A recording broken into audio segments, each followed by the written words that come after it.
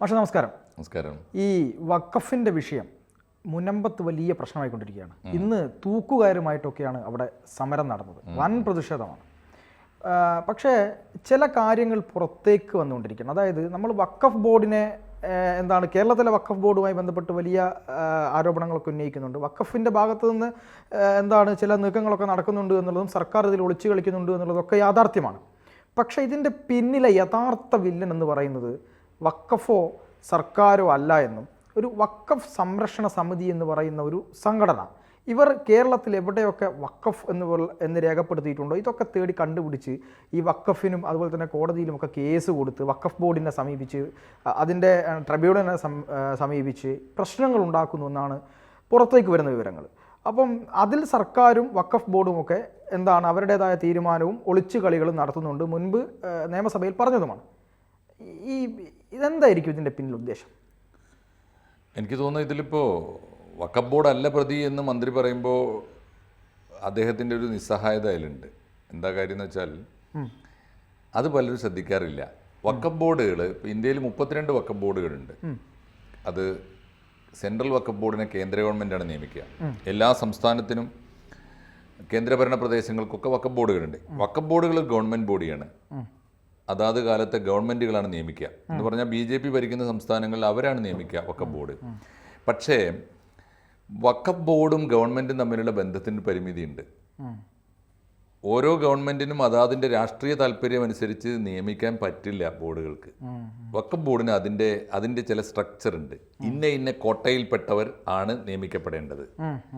ഇപ്പോൾ ഒരു അവസ്ഥ എന്താണെന്ന് അറിയാം. ഇപ്പോൾ അബ്ദുറഹ്മാൻ മിനിസ്റ്റർ വഖഫ് ബോർഡല്ല പ്രതി എന്ന് പറയുമ്പോൾ അതിനകത്ത് ഒളിഞ്ഞു കിടക്കുന്ന ഒരു അർത്ഥം കൂടിയുണ്ട്.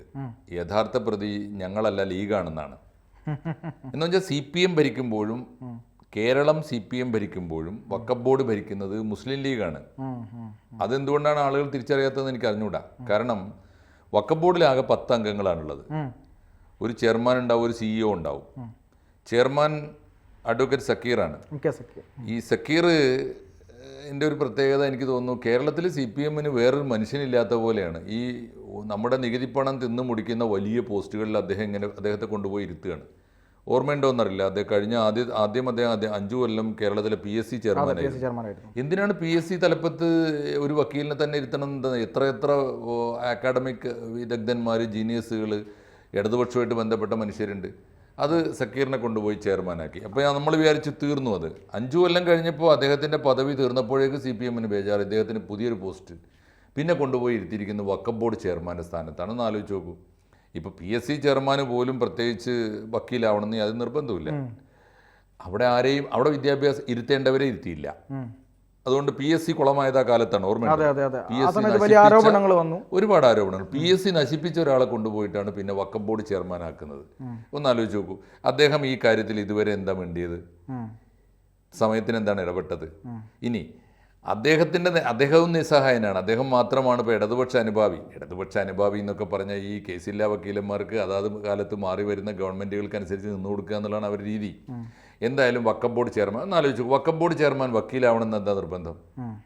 വഖഫുമായിട്ട് എന്തെങ്കിലും ബന്ധമോ ഇത് മനസ്സിലാവുന്ന ആളുകളോ ഒക്കെ ആയാൽ നല്ലതായിരുന്നു. എന്തായാലും അതുപോലെ തന്നെയാണ് ഇപ്പോൾ അദ്ദേഹം PSCയിൽ ഇരുന്ന കാലത്ത് എന്താണോ സ്ഥിതി അത് തന്നെയാണ് ഇപ്പോഴും വഖഫ് ബോർഡിൽ ഇരിക്കുമ്പോഴുള്ള സ്ഥിതി. നിർണായകമായ പ്രശ്നങ്ങളിൽ എടുക്കേണ്ട നിലപാടെടുത്ത് പരിഹരിക്കാനുള്ള ശ്രമങ്ങളൊന്നും അദ്ദേഹത്തിൻ്റെ ഭാഗത്തുനിന്നുണ്ടാകുന്നില്ല, വഖഫ് ബോർഡ് ചെയർമാൻ്റെ ഭാഗത്തുനിന്നുണ്ടാകുന്നില്ല. വഖഫ് മന്ത്രി പറയുന്നത് വഖഫ് ബോർഡ് അല്ല പ്രതി, പിന്നെ ഈ വഖഫ് സംരക്ഷണ സമിതി എന്ന. ഇനി വഖഫ് ബോർഡിൻ്റെ കാര്യം ഞാൻ പറഞ്ഞപ്പോൾ പൂർത്തിയാവണമെങ്കിൽ വേറൊന്നുകൂടി ഓർക്കണം. വഖഫ് ബോർഡിൽ 10 പേരുണ്ട്. ചെയർമാൻ സക്കീർ ഹുസൈൻ, പിന്നെ ഒരു CEO ഉണ്ട്. Chairman MK Zakir, advocate Zakir Hussain, വേറൊരു സക്കീർ ഹുസൈനാണ് അതിൻ്റെ CEO. ആ 2 പേര് കഴിച്ചാൽ പിന്നെ എത്ര പേരുണ്ടാവും? 8 പേര്. 8 പേരിൽ ഒരാൾ MP കോട്ടയിൽ നിന്നുള്ള ആളാണ്. അയാൾ ആരാന്നറിയോ? PV അബ്ദുൽ വഹാബ് MP ആണ്. MP കോട്ടയിൽ വന്നയാൾ. 2 പേർ MLA കോട്ടയിൽ വരുന്നുണ്ട്. അതാരൊക്കെയെന്നറിയോ? 2 MLAമാരിൽ സാധാരണഗതിയിൽ ഒരു കോംപ്രമൈസിൽ ഇവർ ആണല്ലോ ഇപ്പോൾ ഒന്ന് ഭരണകക്ഷിക്ക്, ഒന്ന് പ്രതിപക്ഷത്തിനാണ് കൊടുക്കുക. ഭരണകക്ഷി ഇന്ന് അഡ്വക്കേറ്റ് നൗഷാദ് MLA. ഭരണപക്ഷത്ത് നിന്ന് M നൗഷാദ് MLA. പ്രതിപക്ഷത്ത് നിന്ന് ഞങ്ങളുടെ മലപ്പുറം MLA P ഉബൈദുള്ളയാണ്. ഇനി അടുത്ത കോട്ട ഏതാണ്? അടുത്ത കോട്ട മുത്തവല്ലീസ് അസോസിയേഷൻ്റെ പ്രതിനിധികളാണ് രണ്ടുപേര്. മുത്തവല്ലിമാർ എന്ന് പറഞ്ഞാൽ മനസ്സിലാവും. ഈ വഖഫ് സ്വത്തുണ്ടല്ലോ, വഖഫ് സ്വത്ത് കേരളമാകെ ചെതറിക്കിടക്കുകയാണല്ലോ. ഈ വഖഫ് സ്വത്തിന് ഓരോ സ്ഥലത്തും ഒരു കസ്റ്റോഡിയൻ ഉണ്ടാവും, അതിൻ്റെ കൈകാര്യകർത്താവ്, അതിൻ്റെ റിസീവർ, സൂക്ഷിപ്പുകാരുണ്ടാവും. അതും സാധാരണഗതിയിൽ ഒരു മഹല്ല് കമ്മിറ്റിയുടെ സ്വത്താണെങ്കിൽ അത് മഹല്ല് സെക്രട്ടറിയോ ആയിരിക്കും, അല്ലെങ്കിൽ യത്തീംഖാനാണെങ്കിൽ അതിൻ്റെ സെക്രട്ടറി ആയിരിക്കും. ഇതൊന്നും ഇല്ലെങ്കിൽ പിന്നെ ഒറ്റക്ക് കിടക്കുന്ന ഭൂമി ഉണ്ടെങ്കിൽ അതിനൊരാളെ നിയമിച്ചിട്ടുണ്ടാവും. ഇവരൊക്കെ കൂടി ഒരു യൂണിയനാവും, മുത്തവല്ലിമാർ. അവരുടെ പ്രശ്നങ്ങൾ ഒന്നാണല്ലോ. ഈ യൂണിയൻ കാലാകാലത്തും മുസ്ലിം ലീഗിൻ്റെ കയ്യിലാണ്. അതിന് രണ്ടുപേര് എന്നും ആലോചിച്ച് നോക്കൂ. MC മായനാജി മുസ്ലിം ലീഗിൻ്റെ നേതാവാണ്, സമസ്ത EK സമസ്തയുടെ നേതാവാണ്. വഖഫ് ബോർഡിൽ ഇരുന്ന കാലത്തൊക്കെ ഒരുപാട് അഴിമതികൾ കാണിച്ച ആളാണ്, ഒരുപാട് ആരോപണങ്ങൾ നേരിട്ട ആളാണ്. വഖഫ് ബോർഡ് അഴിമതി കാണിക്കുന്നത് സത്യത്തിൽ ബോർഡ് പോലും പലപ്പോഴും ബോർഡ് നടത്തുന്നു എന്നതിലേറെ ഈ ബോർഡ് അംഗങ്ങൾ നടത്തുന്നു എന്ന ആരോപണമാണ്. ഒന്ന് MC മായനാജി ഇപ്പോഴും ഇടതുപക്ഷം ഭരിക്കുമ്പോഴും MC മായനാജിയാണ് വഖഫ് ബോർഡ് ഭരിക്കുന്നത്. ചെയർമാനൊക്കെ ഒരു നോക്കുകുത്തിയാണ്. ചെയർമാൻ ആകെ ശമ്പളവും സകല സൗകര്യങ്ങളും ഉണ്ടല്ലോ, വലിയ ശമ്പളം. അത് സർക്കാരിൻ്റെ നികുതി പണം കൊണ്ട് പോയിക്കോളും. അതാണ് അതിൻ്റെ ഒരു രീതി. അടുത്ത ആളാരാണ്? ഒന്ന് അഡ്വക്കേറ്റ് PV സൈനുദ്ദീന. സൈനുദ്ദീൻ ആരാന്നറിയോ? തലശ്ശേരിയിലെ വലിയ മുസ്ലിം ലീഗ് നേതാവാണ്. മുസ്ലിം ലീഗിൻ്റെ പഴയ കാലത്തെ നേതാവായിരുന്ന CKP ചെറിയ മമ്മൂക്കെ സാഹിബിൻ്റെ സാഹിബിൻ്റെ അതിൻ്റെ നാട്ടിൽ സാഹിബിൻ്റെ മോനാണ്. മുസ്ലിം ലീഗിൻ്റെ നേതാവാണ്. PV സൈനുദ്ദീൻ്റെ പേരിൽ ഇത്തരം ആരോപണങ്ങൾ വന്നിട്ടുണ്ട്. കഴിഞ്ഞ കാലങ്ങളിൽ തളിപ്പറമ്പിലെ കേസ് എനിക്ക് ഓർമ്മയുണ്ടാവും. തളിപ്പറമ്പിലെ വഖഫ് സ്വത്ത് അവിടുത്തെ 2 മുസ്ലിം സ്ഥാപനങ്ങൾക്കും ഒരു സാംസ്കാരിക സംഘടനക്കും, മുസ്ലിം സാംസ്കാരിക സംഘടന എന്തിനാ വെച്ചാൽ വഖഫ് സ്വത്ത് തട്ടിയെടുക്കാൻ വേണ്ടി ഉണ്ടാക്കുന്ന സംഘടനകളാണ്. വേറൊന്ന് തളിപ്പറമ്പിലെ 2 പ്രധാനപ്പെട്ട സ്ഥാപനങ്ങൾ, ഒന്ന് സർ സെയ്ദ് കോളേജാണ്, SS സർ സെയ്ദ് കോളേജ്. ആ കോളേജിന് ഒരു ഹോസ്റ്റൽ നിർമ്മിക്കാൻ ഭൂമിയില്ല. അപ്പോൾ അതിനോട് തൊട്ട് ചേർന്ന് വഖഫ് ബോർഡിൻ്റെ ഭൂമിയുണ്ട്, അതങ്ങോട്ട് വിട്ടുകൊടുക്കുകയാണ്. പരാതിയുണ്ട്. ഇത് അഡ്വക്കേറ്റ് MA നിസാർ കമ്മിറ്റി കണ്ടെത്തിയതാണ്. ഇതൊക്കെ നിസാർ കമ്മിറ്റിയുടെ റിപ്പോർട്ടിലുണ്ട്. ഇങ്ങനെ പരാതി വന്നപ്പോൾ അന്വേഷണ കമ്മീഷൻ നിയമിച്ചു വഖഫ് ബോർഡ്. ആരാന്നറിയോ? ഏകാംഗ കമ്മീഷൻ. ആര്? അഡ്വക്കേറ്റ് PV സൈനുദ്ദീൻ അന്വേഷിക്കും. ഇതാണ് സ്ഥിതി. ഈ വഖഫ് ബോർഡ് എന്ന് പറയുമ്പോൾ നമ്മൾ മനസ്സിലാക്കേണ്ടത് ഇടതുപക്ഷ ഗവൺമെൻറ്റാണ് വഖഫ് ബോർഡിന് ഉത്തരവാദി എന്നല്ല. ഇനി അത് കഴിഞ്ഞാൽ അപ്പോൾ 2 പേര് ലീഗിൻ്റെ പ്രമുഖ നേതാക്കളാണ് 2 പേര്. അവരാണ് യഥാർത്ഥത്തിൽ നയിക്കുന്നത്. ഭൂരിഭാഗം UDF ആണ്. UDF ആണ്. ഇന്ന് നോക്കിക്കോളൂ. അടുത്ത ഒരു കോട്ട ഏതാണെന്നറിയോ? അടുത്ത കോട്ട ബാർ കൗൺസിലിന് ഒരു കോട്ടയുണ്ട്. ബാർ കൗൺസിലിൽ നിന്ന് ആരെയൊക്കെ വേണമെങ്കിൽ ഇമാതിരി ബോഡിയിലേക്ക് അയക്കാം. അത് വളരെ തന്ത്രപൂർവ്വം കളിച്ചിട്ട് അവർക്ക് പറ്റിയ ആളാണ്. ഇപ്പോൾ ഒരു അഡ്വക്കേറ്റ് ഷാജഹാനാണ് ഇപ്പോഴത്തെ ബോർഡിലുള്ളത്. ഇനി വനിതാ നോമിനീസ് എന്ന് പറഞ്ഞിട്ട് 2 പേരുണ്ടാവും. അറിയാലോ, സ്വാഭാവികമായിട്ടും ഇതിന് പറ്റിയ ആളുകളെ അയച്ചു കൊടുക്കുക. ഇപ്പോഴും ഉണ്ട് ഒരു റസിയ ഇബ്രാഹിം എന്ന് പറയുന്ന ഒരു മെമ്പറുണ്ട്. വേറൊരു മെമ്പറും കൂടി ഉണ്ടല്ലോ, രഹന എന്ന് പറഞ്ഞിട്ട്. 2 മെമ്പർമാരുണ്ട്. വനിതാ മെമ്പർമാർ സാധാരണഗതിയിൽ ഏത് കമ്മിറ്റി പോയിരുന്നാലും, വനിതകളെ ഞാൻ മോശമാക്കുകയല്ല, വഖഫ് ബോർഡ് പോലൊരു ബോർഡിലൊക്കെ അവർ ചെന്നിരുന്നാൽ എന്താ സംഭവിക്കുക നമുക്കറിയാം. ഇവർക്ക് ആവശ്യമുള്ള നേരത്തെ വോട്ട് ചെയ്ത് കൊടുക്കോളും. ഇങ്ങനെ എണ്ണിയെടുത്ത് നോക്കുമ്പോൾ ഏതു കാലത്തും കേരളം ആര് ഭരിച്ചാലും വഖഫ് ബോർഡ് മുസ്ലിം ലീഗ് ഭരിക്കും. കാരണം ഈ 10-ൽ 2 പേര്, ചെയർമാനും എപ്പോഴും സാധാരണ രീതിയിൽ വോട്ടെടുപ്പിൽ പങ്കെടുക്കില്ല, CEOക്ക് വോട്ടില്ല. പിന്നെ എത്ര പേരുണ്ട്? 8 പേര്. 8 പേരിൽ 5 പേരെ എപ്പോഴും കൂടെ നിർത്താൻ മുസ്ലിം ലീഗിന് പറ്റും. അതുകൊണ്ട് കടുത്ത അഴിമതിക്കാരായ ലീഗ് നേതാക്കളാണ് വഖഫ് ബോർഡ് ഭരിക്കുന്നത്. ആ വഖഫ് ബോർഡിനെ എൻ്റെ ഒരു സംശയം ഇതാണ്. ഇപ്പോൾ അബ്ദുറഹ്മാൻ മിനിസ്റ്റർ വഖഫ് ബോർഡല്ല പ്രതി എന്നൊക്കെ പറയുമ്പോൾ അവിടെ ഒരു അന്തർധാരയുണ്ടോ? ഞങ്ങളല്ല വഖഫ് ബോർഡ് ഭരിക്കുന്നത്. വഖഫ് ബോർഡിൻ്റെ നിർമ്മിതിക്ക്, വഖഫ് ബോർഡിൻ്റെ നോമിനേഷന് അതിൻ്റേതായ ഘടനാപരമായ പരിമിതികളുണ്ട്. ഞാൻ എപ്പോഴും വാദിക്കുന്നത് ഈ വഖഫ് നിയമങ്ങളിൽ അടിസ്ഥാനപരമായ മാറ്റം വേണമെന്ന് വാദിക്കുന്ന ഒരാളാണ് ഞാൻ. എന്താ കാരണം എന്നറിയോ? ഞാൻ വാദിക്കുന്നത് ഇപ്പോൾ ഈ അബ്ദുറഹ്മാൻ മിനിസ്റ്റർ പറയുന്ന വർഗീയമായ കാരണം കൊണ്ടൊന്നുമല്ല. ഞാൻ മാറ്റം വേണമെന്ന് വാദിക്കുന്നത് വഖഫ് ബോർഡിൻ്റെ ഇരകളായി തീർന്ന ഏറ്റവും വലിയ കമ്മ്യൂണിറ്റി മുസ്ലിങ്ങൾ തന്നെയാണ്. വഖഫ് ബോർഡിനോട് ഒരിക്കലും തീരാത്ത കേസുകൾ നടത്തിക്കൊണ്ടിരിക്കുന്നവർ മുസ്ലിം കമ്മ്യൂണിറ്റിയാണ്. നിസാർ കമ്മിറ്റി കണ്ടെത്തിയിട്ടുണ്ട് വഖഫ് ബോർഡിലെ ഏറ്റവും വലിയ തിരിമറി നടത്തിയതോ പേരുകളൊന്നും വർഗീയവാദികൾ. അപ്പോൾ ഈ മുനമ്പത്ത് മാത്രം കഷ്ടകാലത്തിന് ഫറൂഖ് കോളേജിന് വഖഫായി കിട്ടിയ സ്വത്ത് ഫറൂഖ് കോളേജ് വിറ്റു എന്നാണുള്ള കേസ്. അത് കാശ് കൊടുത്തവൻ്റെ കയ്യിൽ വന്നിട്ടുണ്ടാവും. അതിപ്പോൾ അവിടുത്തെ മത്സ്യത്തൊഴിലാളികളായ ഒന്നുകിൽ ഈ ലാറ്റിൻ കാത്തലിക്സ്, ക്രിസ്ത്യാനികൾ, കുറേ ധീവര സമുദായത്തിൽപ്പെട്ട ഹിന്ദുക്കൾ. അതിൽ ഞാൻ മനസ്സിലാക്കിയെടുത്തോളം ഈ 614 കുടുംബങ്ങളിൽ ഒരു മുസ്ലിം കുടുംബം മറ്റേ ഉള്ളൂ. ആരാവട്ടെ അവരെ സംബന്ധിച്ചിടത്തോളം അവർക്ക് അവരുടെ കിടപ്പാടത്തിൻ്റെ പ്രശ്നമാണ്. അത് ലീഗലൈസ് ചെയ്ത് കൊടുക്കേണ്ടതുണ്ട് എന്നുള്ളതാണ് പ്രശ്നം. അങ്ങനെയാണെങ്കിലോ എന്നാൽ അവർ അന്യാധീനമായ ഇപ്പോൾ ഈ വർഗീയമായ പ്രേരണ കൊണ്ട് ക്രിസ്തീയ സഭകളുടെ മുൻഗണനയിൽ എങ്ങനെ അവിടെ കയറി താമസിക്കുന്നത്? എത്രയോ കാലമായിട്ടുണ്ടായിരുന്നു കുടിയേറി പറയുന്നത്. മഹാരാജാവിൻ്റേതായിരുന്നല്ലോ 1902 വരെ. 1902 ആണ് സേട്ടുമാർക്ക്, എറണാകുളത്തെ സേട്ടുമാർക്ക് കൊടുക്കുന്നത്. അതാണ് 48 റെഗുലൈസ് ചെയ്ത് അവർക്ക് ദാനം കൊടുക്കുന്നത്. കൈവശം അവകാശം 48 കൊടുത്തത് 50 ഫറൂഖ് കോളേജിന് രജിസ്റ്റർ ചെയ്ത് കൊടുക്കുന്നത്. രജിസ്ട്രേഷൻ ആധാരമൊക്കെ ഉണ്ട്. പക്ഷേ പ്രശ്നം അവിടെ ആളുകളെയൊക്കെ എങ്ങനെ കുടിയേറാൻ ധൈര്യം ഉണ്ടായി? ഒന്നുകിൽ മഹാരാജാവിൻ്റെ കാലത്തെ കുടിയേറിയിരിക്കണം, അല്ലെങ്കിൽ ഫറൂഖ് കോളേജിന് കിട്ടിയിട്ട് 902 സിദ്ദീഖ് സേട്ടിന് കിട്ടിയിട്ട് 948 വരെയുള്ള കാലത്ത് അവരും തിരിഞ്ഞു നോക്കിയിട്ടില്ല. അവർ അന്യാധീനപ്പെടുത്തിയ കാലത്ത് കുടിയേറിയതായിരിക്കണം. ഇനി 50 ശേഷം ഏതാണ്ട് 75 വരെ അതിനിടയിലും നടന്ന ഇടപാടുകൾ കാണുന്നുണ്ട്. അതെന്ന് വെച്ചാൽ ഈ 75 വരെ ഉള്ള കാലത്ത് ആ ഭൂമിയുടെ റിസീവറായിട്ട് ഇവിടുത്തെ 2 വക്കീലന്മാർ, ഒരു അഡ്വക്കേറ്റ് പോള്, വേറൊരു അഡ്വക്കേറ്റ് മൈക്കിൾ, ഈ 2 വക്കീലന്മാരാണ് ഇതിൻ്റെ കാര്യങ്ങളൊക്കെ നോക്കിയിരുന്നതെന്ന് പറയുന്നുണ്ട്. അവരാണ് പലർക്കും വിൽപ്പന നടത്തിയത് എന്ന് പറയുന്നുണ്ട്. എന്തൊക്കെ പറഞ്ഞാലും വിൽപ്പന നടത്തിയത് ലീഗലി രജിസ്ട്രേഷനും കാര്യങ്ങളൊക്കെ നോക്കിയിട്ടായിരിക്കുമല്ലോ. പ്രത്യേകിച്ച് ഇപ്പോൾ ഈ പാവങ്ങൾക്ക് അത് നോക്കാൻ അവസരം ഉണ്ടായില്ല എന്ന് വെച്ചോളൂ. മുനമ്പത്ത് ഈ പാവപ്പെട്ടവർ മാത്രമല്ല, അവിടെ കുറേ റിസോർട്ടുകൾ വന്നിട്ടുണ്ട്. ക്ലബ് മഹീന്ദ്ര ഉൾപ്പെടെ വലിയ വൻകിടക്കാരുടെ സ്ഥാപനങ്ങൾ വന്നിട്ടുണ്ട്. കച്ചവടക്കാർ എന്തൊക്കെ പറഞ്ഞാലും അവരുടെ കാശ് മുടക്കുന്നതിന് മുമ്പ് ആ ഭൂമിയുടെ അടിത്തറയൊക്കെ പരിശോധിച്ചിട്ടുണ്ടാവുമല്ലോ. അപ്പോൾ ഇത് ലീഗലൈസ് ചെയ്ത് എന്നോ കൈമാറി വരുന്ന ഭൂമിയാണ്. ആരാണ് പ്രതി എന്നൊക്കെ കണ്ടുപിടിക്കുന്നത്. ഇപ്പോൾ നിസാർ കമ്മീഷൻ റിപ്പോർട്ട് ഇതേ ഫറൂഖ് കോളേജിൽ നിന്ന് തന്നെ ഇടപ്പള്ളിയിൽ ഉണ്ടായിരുന്ന ഭൂമി അവർ തന്നെ വിറ്റത് പറയുന്നുണ്ട്. അത് ക്രമക്കേടായിട്ട് ചൂണ്ടിക്കാണിച്ചിട്ടുണ്ട്. മുനമ്പം കേസിൽ നിസാർ കമ്മിറ്റി പറയുന്നത് മുനമ്പം കേസ് പരിശോധിച്ചിട്ട് വേണ്ടത് ചെയ്യണമെന്നാണ്, അല്ലാതെ അത് ഒഴിവാക്കി കൊടുക്കണം, വക്കഫിൻ്റെ സ്വത്താണെന്നും എന്നും നിസാർ കമ്മിറ്റി പറഞ്ഞിട്ടില്ല. വക്കഫ് സ്വത്തിൻ്റെ ക്രമക്കേടുകൾ അന്വേഷിച്ച കൂട്ടത്തിൽ അദ്ദേഹം ഈ സ്വത്തിൻ്റെ ഒരു കൃത്യതയില്ല. അത് മാത്രമല്ല അദ്ദേഹം പറയുന്നുണ്ട് ഈ വക്കഫ് ബോഡി പറയുന്നതിനൊന്നും ഒരു കണക്കുമില്ല. അപ്പോൾ അവിടെ 400 അതല്ലേ നമ്മളോട് പറയും 405 ഏക്കർ ഭൂമി ഉണ്ടല്ലോ ആധാരത്തിൽ. ഇപ്പോൾ അളന്ന് നോക്കി എത്രയുണ്ട്? ഇന്നലെ സമരക്കാർ പറയുന്നത് കേട്ടു അത് മുഴുവൻ കടലെടുത്ത് പോയിട്ടുണ്ട്. ഇപ്പൊ 100 ചില്ലറ ഏക്കറേ ഉള്ളൂ. കടലെടുത്ത് പോകും. കടലമ്മ കൊണ്ടുവന്ന് ഉണ്ടാക്കിയ ദ്വീപാണത്.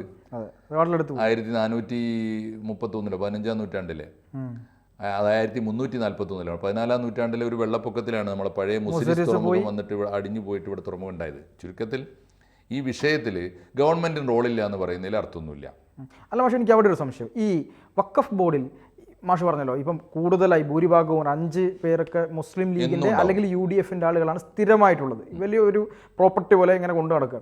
ഇതിന് ഒരു ഇടതുപക്ഷ ഗവൺമെൻറ്റിന്, അതായത് സംസ്ഥാനം ഭരിക്കുന്ന ഗവൺമെൻറ്റിന് സ്ട്രോങ് ആയ നിലപാടെടുത്താൽ ഇതിലൊരു മാറ്റം വരുത്താൻ പറ്റില്ലേ?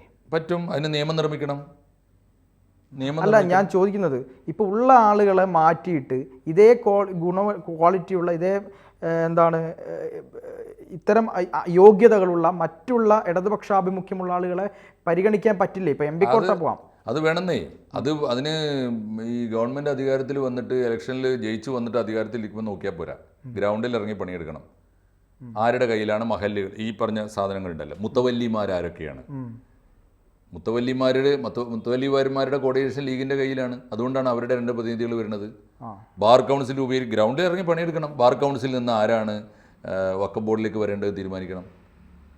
ഈ സംഘടനാ പ്രതിനിധികളായിട്ട് തീരുമാനിക്കുന്ന വനിതാ പ്രാതിനിധ്യമാണ്. അങ്ങനെ തീരുമാനിക്കുന്ന പ്രതിനിധികളെയൊക്കെ കാലേക്കൂട്ടി എത്തിക്കാൻ സാധിക്കണം. അല്ലെങ്കിൽ ഇതിനൊറ്റ പരിഹാരമേ ഉള്ളൂ. അന്തിമമായുള്ള പരിഹാരം നിയമനിർമ്മാണമാണ്. നിയമനിർമ്മാണം ഈ കോട്ടകളൊക്കെ ഉപേക്ഷിക്കണം. വഖഫ് പരിശോധിക്കാൻ ഈ താഴെ പറയുന്ന കോട്ടകളിൽ നിന്ന് മുത്തവല്ലിമാരിൽ നിന്ന് 2, MLA-മാരിൽ നിന്ന് 2, അതും മുസ്ലിം MLA-മാർ, അങ്ങനെയുള്ള നിയമത്തിലാണ് മൗലികമായ പരിഷ്കാരങ്ങൾ വരുത്തേണ്ടത്. അതിന് CPM ഇപ്പം പറഞ്ഞ ഈ സമൂഹത്തിലിറങ്ങി പണിയെടുക്കാതെ ഏതെങ്കിലും തരത്തിൽ ഭരണം പിടിച്ചെടുക്കാനുള്ള കുറുക്കു വഴികൾ നോക്കി അധികാരത്തിലെത്തുമ്പോൾ അന്നേരത്ത് ആലോചിച്ചിട്ട് കാര്യമില്ല. അന്നേരത്ത് ആലോചിക്കുമ്പോൾ തീർച്ചയായിട്ടും ഇങ്ങനെയാണ് വരിക. ഒരു ചെയർമാനെ കൊണ്ടുപോയി വെച്ചു കൊടുക്കാൻ പറ്റും. വേറെന്താ ഭരണത്തിനെ പറ്റുക? ബാക്കിയൊക്കെ അവർ ചെയ്യും. പക്ഷേ അതോടൊപ്പം ഒരു കാര്യം കൂടെ നമുക്ക് അവസാനിപ്പിക്കാനുള്ള സമയമായി. അതായത് ഈ വഖഫ് സംരക്ഷണ സമിതി എന്ന് പറയുന്ന ഒരു സംവിധാനം, ഇവർ ചെയ്യുന്നത് അറിഞ്ഞോ അറിയാതെയോ, എനിക്കറിയില്ല, അറിഞ്ഞോ അറിയാതെയോ സമൂഹത്തിൽ ഒരു ഡിവൈഡിങ് ഉണ്ടാക്കില്ല, പ്രത്യേകിച്ച് കേരളത്തിൻ്റെ രാഷ്ട്രീയ സാഹചര്യത്തിൽ? അതല്ല സത്യത്തിൽ അത് ഈ അബ്ദുറഹിമാൻ മിനിസ്റ്റർ കുറ്റപ്പെടുത്താൻ വേണ്ടി, അവരെ കുറ്റപ്പെടുത്താൻ എളുപ്പമാണ്. അതിൽ മുസ്ലിം ഫണ്ടമെന്റൽസ് ഉണ്ട്, SDPI ക്കാരുണ്ട്, ഒരുപാട് പേരുണ്ട്. മാത്രമല്ല തേജസ് ഒരു പത്രം ഉണ്ടായിരുന്നു അവരുടെ, ആ പത്രം കുറേ വഖഫ് അഴിമതികൾ പുറത്തു കൊണ്ടുവന്നിട്ടുണ്ട്. ഉള്ളത് പറയണമല്ലോ, ഒരുപാട് വഖഫ് ക്രമക്കേടുകൾ. പക്ഷേ ആ കൂട്ടത്തിൽ ഒന്നുകൂടി പറയണം, വഖഫ് സ്വത്ത് കയ്യേറിയതിലോ വഖഫ് ബോർഡ് ക്രമക്കേട് കാണിച്ചതിലോ മുസ്ലിം അല്ലാത്ത ഒരാളെയും നിസാർ കമ്മിറ്റി കണ്ടെത്തിയിട്ടില്ല, ഈ വഖഫ് സംരക്ഷണ സമിതിയും കണ്ടെത്തിയിട്ടില്ല. അതായത് വഖഫ് സ്വത്ത് അന്യാധീനപ്പെടുത്തിയത് ആരാണ്? വഖഫ് ബോർഡാണ്. വഖഫ് ബോർഡിലെ അഴിമതിക്കാരായ നേതാക്കളാണ്. ഒന്ന്, വഖഫ് ബോർഡിൻ്റെ ഇരകളായി തീർന്നവരാണ് മുസ്ലിങ്ങളാണ്. വഖഫ് ബോർഡിൻ്റെ സ്വത്ത് കയ്യേറിയതാരാണ്? മുസ്ലിം പ്രമാണിമാരാണ് എന്ന് കൃത്യമായിട്ട് വഖഫ് സംരക്ഷണ സമിതി പറഞ്ഞിട്ടുണ്ട്. വഖഫ് സംരക്ഷണ സമിതിയെ കുറ്റപ്പെടുത്തുക എളുപ്പമുള്ളൊരു പണിയാണ്. അതല്ല ശരി. സത്യത്തിൽ ഇദ്ദേഹം വളരെ സമർത്ഥമായി ചെയ്യുന്ന രണ്ട് കാര്യമാണ്. വഖഫ് ബോർഡല്ല പ്രതി എന്ന് പറയുമ്പോൾ സത്യത്തിൽ മുസ്ലിം ലീഗിന് വലിയ മുൻതൂക്കവും അഴിമതിക്കാരായ മുസ്ലിം ലീഗ് നേതാക്കൾക്ക് പ്രാതിനിധ്യവും ഉള്ള, എത്രയോ കാലമായി അള്ളിപ്പിടിച്ചിരിക്കുന്ന കോടീശ്വരന്മാരായി തീർന്നുണ്ട്. വലിയ അഴിമതിയുടെ കണക്ക്, എത്രയോ അഴിമതിയുടെ കണക്ക്. ഇപ്പോൾ ഞാൻ പറഞ്ഞില്ലേ, തളിപ്പറമ്പിലെ മാത്രം, നിൻ്റെ കണ്ണൂരിലെ മാത്രം എടുത്താൽ മതി. തളിപ്പറമ്പിലെ സ്വത്ത് 3 തരത്തിലാണ്, 4 തരത്തിലാണ് അവർ ക്രമക്കേട് കാണിച്ചത്. ഒന്ന്, സർ സെയ്ദ് കോളേജ് എന്ന് പറയുന്ന ഒരു എയ്ഡഡ് കോളേജ്, വലിയ കോഴ വാങ്ങി നിയമിക്കുന്ന ഒരു കോളേജ്. ആ കോളേജിന് ഹോസ്റ്റൽ പണിയാൻ വഖഫിൻ്റെ സ്വത്ത് അങ്ങോട്ട് വീതം ആരാ കൊടുത്തത്? വഖഫ് ബോർഡ് കൊടുത്തിട്ടുണ്ടാവണം. അത് അന്വേഷിക്കുന്ന ആരാ? വഖഫ് ബോർഡ് മെമ്പർ തന്നെ. ഇത്തരത്തിലുള്ള വലിയ പരിഹാസ്യമായ ഏർപ്പാട്. 2, അവിടെ വേറൊരു സ്ഥാപനം നടത്തുന്നുണ്ടല്ലോ, എന്താണ്, CD സാഹിബ് മെമ്മോറിയൽ ഒരു സ്കൂളുണ്ട് അവിടെ. വേറൊന്ന്, തളിപ്പറമ്പ് മുനിസിപ്പാലിറ്റി മുസ്ലിം ലീഗിന് ഭൂരിപക്ഷമുള്ള UDF ഭരിക്കുന്ന സമയത്ത് മുനിസിപ്പാലിറ്റിക്ക് വഖഫ് സ്വത്ത് കൊടുത്തിട്ടുണ്ട്. ഈ കൊടുത്തതൊക്കെ വഖഫ് ബോർഡാണ്. അപ്പോൾ ഈ ക്രമക്കേടുകളൊക്കെ നടക്കുന്നുണ്ട്. അപ്പോൾ ഇതിൽ മുസ്ലിം ലീഗ് ഭരിക്കുന്ന വഖഫ് ബോർഡിനെ രക്ഷപ്പെടുത്താൻ ഇടതുപക്ഷം ഭരിക്കുമ്പോൾ അബ്ദുറഹിമാൻ മിനിസ്റ്റർ എന്തിനാണ് പാടുപെടുന്നതെന്നാണ് എനിക്ക് മനസ്സിലാവാത്തത്. പ്രധാനപ്പെട്ട ചോദ്യം കൂടി. 2, വഖഫ് സംരക്ഷണ സമിതി ന്യായമായ ആവശ്യങ്ങൾക്കാണ് കോടതിയെ സമീപിച്ചിട്ടുള്ളത്. അവർ പ്രതിക്കൂട്ടിൽ നിർത്തിയിട്ടുള്ളത്, അവർ കണ്ടെത്തിയിട്ടുള്ളത് ഒന്നും ഏതെങ്കിലും ഒരു ക്രിസ്ത്യാനിയോ ഹിന്ദുക്കളോ വന്ന് വഖഫ് സ്വത്ത് കയ്യേറിയെന്ന് അവർ പറഞ്ഞിട്ടില്ല. നിർഭാഗ്യവശാൽ ഇത് കൈമാറിക്കൊടുത്തത് ആരായിരിക്കും വിറ്റിട്ടുണ്ടെങ്കിൽ ആരായിരിക്കും? അതാണ് കണ്ടെത്തേണ്ടത്. അപ്പോൾ ഇതിലിപ്പോൾ കൈമാറി വന്ന് ഇപ്പോൾ കുറേ തലമുറകൾക്ക് ശേഷം ഈ പാവങ്ങളായ 10,000-ഓളം മനുഷ്യർ മുനമ്പത്ത് കഷ്ടപ്പാട് അനുഭവിക്കുമ്പോൾ അതിൽ യാതൊരു സംശയവും വേണ്ട, അവരെ അവിടെ നിന്ന് ഇറക്കി വിടാനേ പാടില്ല. അവരുടെ കിടപ്പാടാണത്. 2, അവിടെ കയ്യേറിയ വൻകിടക്കാരുണ്ടെങ്കിൽ അവർ കാശ് കൊടുത്ത് വാങ്ങിയതായിരിക്കണം. അതെങ്ങനെ വാങ്ങിയെന്ന് കണ്ടെത്തണം, ശിക്ഷിക്കാനൊക്കെ. അതിനേക്കാളൊക്കെ അതൊക്കെ ഇനി ഭാവിയിൽ ആവർത്തിക്കാതിരിക്കാനുള്ള പണിയെടുക്കണം. അതിന് വേണ്ടത് ഒന്നുകിൽ വഖഫ് ബോർഡിൻ്റെ സ്ട്രക്ചർ മാറ്റുകയാണ്. 1. 2, കേന്ദ്രം കൊണ്ടുവരുന്ന നിയമത്തെ മുസ്ലിം വിരുദ്ധം എന്ന് പറഞ്ഞ് ആക്ഷേപിക്കുകയല്ല. ആ നിയമത്തിൽ എനിക്ക് വലിയ പ്രതീക്ഷയൊന്നുമുള്ള നിയമമല്ല. മൗലികമായി സ്ട്രക്ചറിലൊന്നും മാറ്റം വരുന്ന നിയമമല്ല അത്. ചെറിയ അപ്പോൾ അനന്തമായി നീണ്ടുപോകുന്ന കേസുകൾക്ക് തീർപ്പാക്കാൻ ജില്ലാ കളക്ടർക്ക് അധികാരം കൊടുക്കുന്ന, പിന്നെ കേസുകൾക്ക് കാലാവധി വെക്കുന്ന ഒക്കെയുള്ള ചെറിയ കാര്യങ്ങൾ അതിനകത്ത്, അതുപോലും മുസ്ലിം വിരുദ്ധമാണ് എന്ന് പറയുന്നുണ്ട്. അപ്പോൾ കേന്ദ്രം ചെയ്യേണ്ടത് കുറേ കൂടി മൗലികമായ നിയമനിർമ്മാണം നടത്തുകയാണ്. ഇപ്പോൾ വരുന്ന ബില്ല് പോലും പ്രതിഷേധം വരുത്തുമ്പോൾ ഒരു ടെസ്റ്റ് ഡോസ് ആയിരിക്കാം, ഭാവിയിൽ നല്ല നിയമങ്ങൾ വരുമായിരിക്കാം. 2, ഓർമ്മയുണ്ടോയെന്ന് അറിയില്ല, അതുകൂടി ചേർത്ത് പറഞ്ഞാലേ പൂർത്തിയാവുള്ളൂ. കഴിഞ്ഞ പോലെ 2023 ഡിസംബറിലെങ്ങാണ്ട് പാർലമെൻറ്റിൽ ഒരു ബില്ല്, രാജ്യസഭയിൽ ബില്ല് വന്നിരുന്നു. ഒരു BJP നേതാവ്, അദ്ദേഹത്തിൻ്റെ പേര് ഒരു യാദവ്, ഒരു സ്വകാര്യ ബില്ല്, അത് സ്വകാര്യ ബില്ലായി അവതരിപ്പിച്ചിരുന്നു. അദ്ദേഹത്തിൻ്റെ പേര് BJPയുടെ രാജ്യസഭാ മെമ്പറാണ് UP യിൽ. ആ നേതാവിൻ്റെ പേര് എനിക്ക് തോന്നുന്നു ഹരിനാഥ് സിംഗ് യാദവ്. കഴിഞ്ഞ പോലെ രാജ്യസഭയിൽ വന്ന ബില്ല് അത് സ്വകാര്യ ബില്ലായി പരിഗണിച്ചു. സ്വകാര്യ ബില്ലായി പരിഗണിച്ചിട്ട് ഔദ്യോഗിക ബില്ല് കൊണ്ടുവരും. ഔദ്യോഗിക ബില്ല് കൊണ്ടുവന്നപ്പോൾ ആ സ്വകാര്യ ബില്ലിൻ്റെ യാതൊരു താല്പര്യങ്ങളും അതിൽ സംരക്ഷിച്ചില്ല. അത് സമ്പൂർണ്ണമായും വെള്ളം ചേർത്ത് ഡൈല്യൂട്ട് ചെയ്ത് നിസ്സാരവൽക്കരിച്ച ഒരു കൊച്ചു ബില്ലാണ് ഇപ്പോൾ വന്നിട്ടുള്ളത്. അതുകൊണ്ട് ഗണ്യമായ മാറ്റമൊന്നും വരുമെന്ന് എനിക്ക് തോന്നുന്നില്ല. 95 ബില്ലടക്കം 95 ഇദ്ദേഹത്തിൻ്റെ നരസിംഹറാവുവിൻ്റെ ബില്ല്, അത് കഴിഞ്ഞിട്ട് 2013 മൻമോഹൻ സിംഗിൻ്റെ ബില്ല്.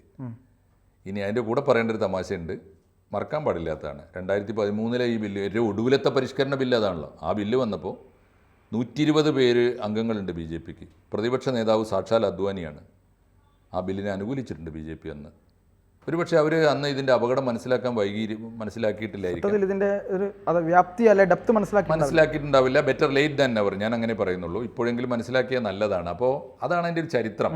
സത്യത്തിൽ ഈ നിയമങ്ങളൊക്കെ പിൻവലിച്ചിട്ട് വഖഫിൽ മൗലികമായ മാറ്റങ്ങൾ വരുത്തുന്ന നിയമങ്ങളാണ് കൊണ്ടുവരേണ്ടത്. അത് അത്രയൊന്നും കേന്ദ്ര ഗവൺമെൻറ് ബില്ലിൽ ഉള്ളതായിട്ട് എനിക്ക് തോന്നിയില്ല. ഒന്ന്. രണ്ടാമത്തെ കാര്യം, അത് വേണമെങ്കിൽ പാസ്സാക്കി എടുക്കേണ്ട സമയം കഴിഞ്ഞു. അതിന് പകരം JPC വിടാനുണ്ടായത്.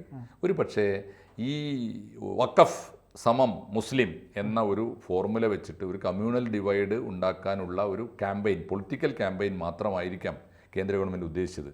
പാസ്സാക്കി എടുക്കാനാണെങ്കിൽ പാർലമെൻറ്റിൽ പോലും ചർച്ചയ്ക്ക് വെക്കാത്ത പല നിയമങ്ങൾ നിർമ്മിച്ച ചരിത്രം BJPക്ക് ഉണ്ട്. നരേന്ദ്രമോദിക്ക് അത് സാധിക്കുകയും ചെയ്യും. അത് ജനം അംഗീകരിച്ചിട്ടുണ്ട്. അങ്ങനെയാണെങ്കിൽ ഈ ബില്ലിനെ ഇങ്ങനെ JPCക്ക് എറിഞ്ഞു കൊടുത്തിട്ട് ഈ പൊറാട്ട് നാടകം JPC കാണിക്കുന്നത് കണ്ടില്ലേ? അല്ല, പക്ഷേ അത് JPC ക്ലിയർ ചെയ്തു, മന്ത്രിസഭയ്ക്കേണ്ട പരിഗണനയ്ക്ക് അയച്ചു എന്ന് റിപ്പോർട്ട് വരുന്നുണ്ട്. എന്ത് അറിഞ്ഞോട്ടെ, ഞാൻ പറഞ്ഞ് ക്ലിയർ ചെയ്യേണ്ട സമയം ഒരു മാസം സമയം കൊടുത്തിരുന്നു. കാലം എത്രയായിപ്പോൾ? അപ്പോൾ അതൊക്കെ പോട്ടെ, ഞാൻ പറഞ്ഞ ആവശ്യത്തിലേറെ വൈകിക്കുന്നു. അതുകൊണ്ട് ഈ ബില്ല് കൊണ്ട് അങ്ങനെ വേണ്ടിയിരുന്നോ എന്നൊക്കെ ചോദിക്കേണ്ട ഒരു സംഗതിയാണത്. എന്തായാലും എനിക്ക് തോന്നുന്നു ഇതിനകത്ത് ഈ രാഷ്ട്രീയ പാർട്ടികളുടെ ആത്മാർത്ഥത, ഓരോ വിഷയവും മൗലികമായ നിയമനിർമ്മാണങ്ങളെക്കാളേറെ പൊളിറ്റിക്കൽ ക്യാമ്പയിനായി തീരുമ്പോൾ നമുക്കതിൽ പ്രതീക്ഷ കുറയും. തീർച്ചയായും ഞാനതിൽ മൗലികമായ മാറ്റം വേണമെന്ന് വാദിക്കുന്ന ഒരാളാണ്. പക്ഷേ അത് എന്തുമാത്രം നടക്കും നമുക്ക് കാത്തിരുന്ന് കാണാം. എന്തായാലും കേരള ഗവൺമെൻറ് ഇങ്ങനെ കൈ കഴുകി ഇപ്പോൾ ജനകീയ സമരം രൂക്ഷമാകുമ്പോൾ വന്നിട്ട് ഞങ്ങളല്ല, അവരല്ല, ഇവരല്ല എന്ന് പറഞ്ഞ് തട്ടിക്കളിക്കുന്നതിനേക്കാൾ അതിൻ്റെ മർമ്മത്ത് തൊട്ട് നിയമനിർമ്മാണം നടത്താനോ അല്ലെങ്കിൽ അത് പരിഹരിക്കാനോ ആണ് ശ്രമിക്കേണ്ടത്. തീർച്ചയായിട്ടും ഈ അബ്ദുറഹ്മാൻ മിനിസ്റ്ററൊക്കെ പറഞ്ഞതുപോലെ യഥാർത്ഥ കാര്യം അതല്ല, വഖഫ് സംരക്ഷണ സമിതിയെ അല്ല കുറ്റപ്പെടുത്തേണ്ടതെന്നും ഇതിലെ യഥാർത്ഥ വില്ലൻ ആരാണ് അല്ലെങ്കിൽ യഥാർത്ഥ കാരണങ്ങൾ എന്താണെന്നാണ് നമ്മൾ ചർച്ച ചെയ്തത്. പ്രേക്ഷകർക്കും കൂടുതൽ വ്യക്തത വന്നിട്ടുണ്ടാവുമെന്ന് ഞാൻ വിശ്വസിക്കുന്നു. എന്തായാലും വരും ദിവസങ്ങളിൽ കാണാം മുൻപത്ത് എന്ത് പരിഹാരം ഉണ്ടാകുമെന്ന്. തീർച്ചയായിട്ടും കാണാം. കൂടുതൽ വാർത്തകളും വിശേഷങ്ങളും നിങ്ങളിലേക്ക് എത്താൻ ABC മലയാളം സബ്സ്ക്രൈബ് ചെയ്യുക, ബെൽ ബട്ടണും അമർത്തുക.